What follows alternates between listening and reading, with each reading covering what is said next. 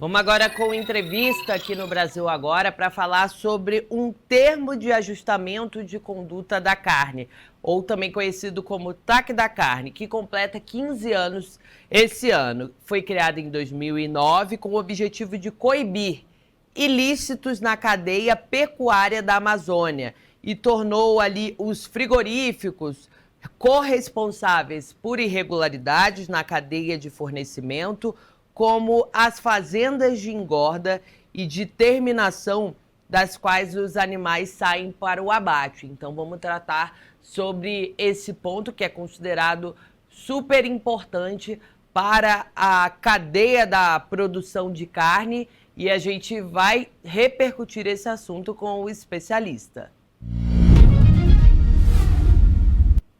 Aqui conosco já temos Lisandro Inakaki. Corrija-me se eu estiver errada na pronúncia do seu nome, que é gerente de projetos em cadeia agropecuária do Inaflora.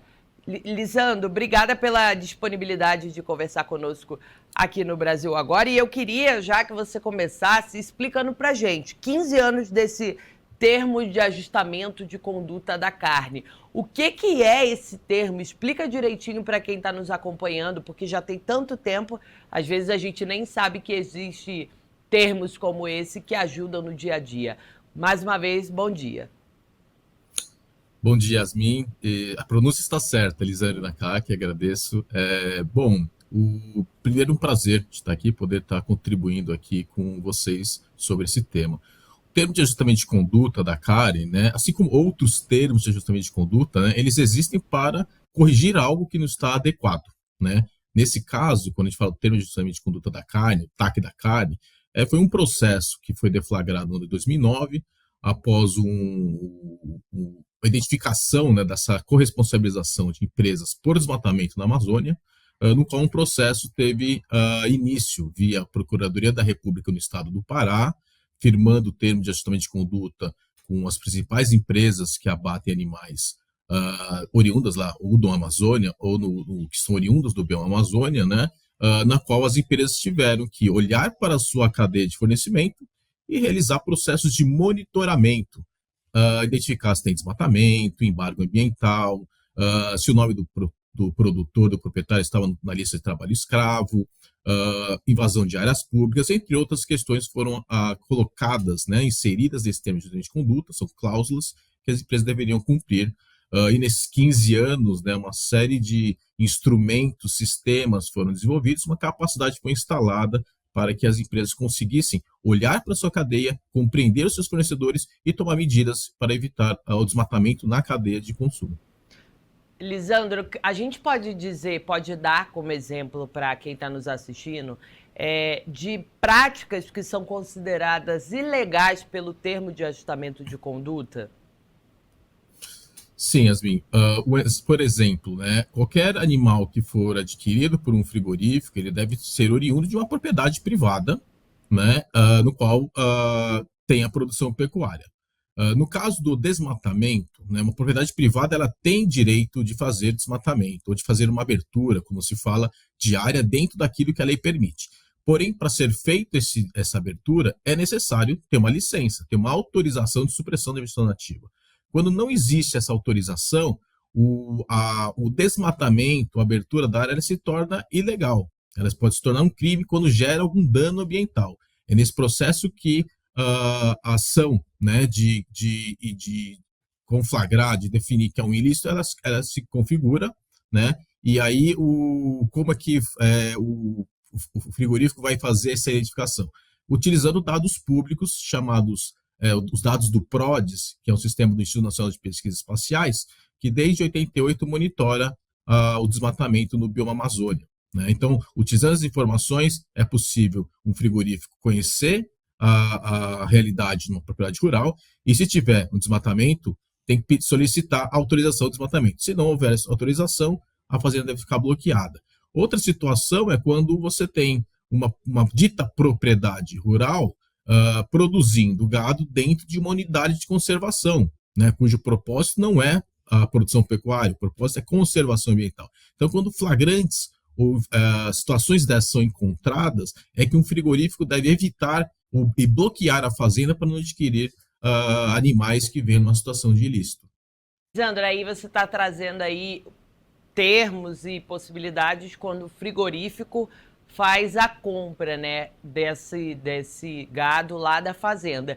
E a gente, consumidor comum, como é que a gente consegue perceber se a carne que a gente vai ali no açougue, no mercado, se essa carne é lícita? Muitas vezes, infelizmente, a gente já viu notícias de que grandes mercados às vezes têm ali carnes de forma que foi adquirida de lugares que não deveriam ser. A gente consegue de alguma forma saber se aquela carne que a gente está consumindo está de acordo com a legislação, está seguindo esses padrões, por exemplo, do TAC da carne. A gente tem alguma forma, esse tem um selo, alguma coisa parecida? Yasmin, não existe uma identificação, um selo, algo que demonstre que uma carne que você adquira no supermercado vem de uma situação sem desmatamento, né? Eu acho que existem sinais que são importantes serem identificados, né? Quando você olha para o produto, uma peça de carne embalada por um frigorífico, ela vai indicar o CIF, que é o Sistema de Inspeção Federal, ou o Sistema de Inspeção do Estado, e por aí vai. Esse é um tipo de inspeção que é sanitário.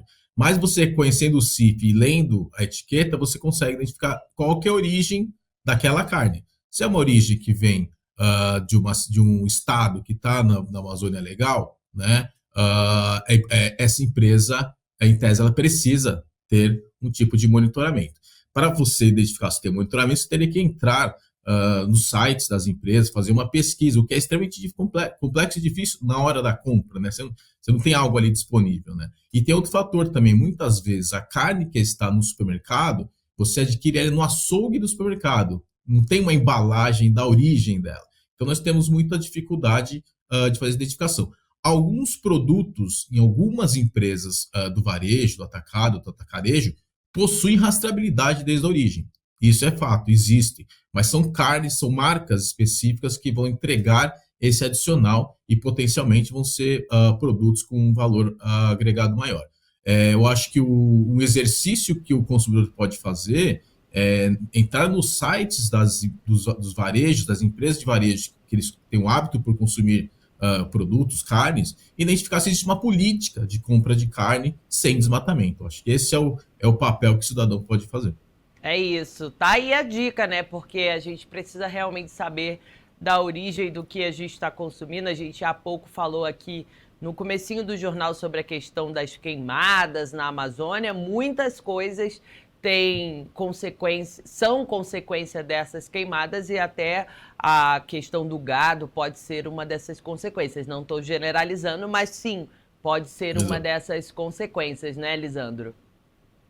Exatamente, Yasmin. Acho que essa é a consciência que nós devemos ter, né? Qualquer ato que nós temos, a gente pode causar algum efeito, né? Quando você adquire um produto que vem de uma origem ilícita, mesmo não sabendo, isso aí vai fortalecendo aquela cadeia de produção, né? Então, assim, ter acesso à informação é essencial, tanto para as empresas que adquirem gado para abater e produzir carne, quanto para os compradores dessa carne no atacado, quanto para os consumidores. É importante ter informação disponível, algo que nós não temos de maneira muito fácil, né? Para isso, desde quando teve a instituição do TAC, né, uma série de sistemas foram desenvolvidos para que as empresas conseguissem observar. O Brasil ele é um país que possui dados muito bons para fazer monitoramento social e ambiental da cadeia de produção agropecuária. No entanto, eles não estão prontamente disponíveis a todas as empresas e muito menos ao cidadão comum.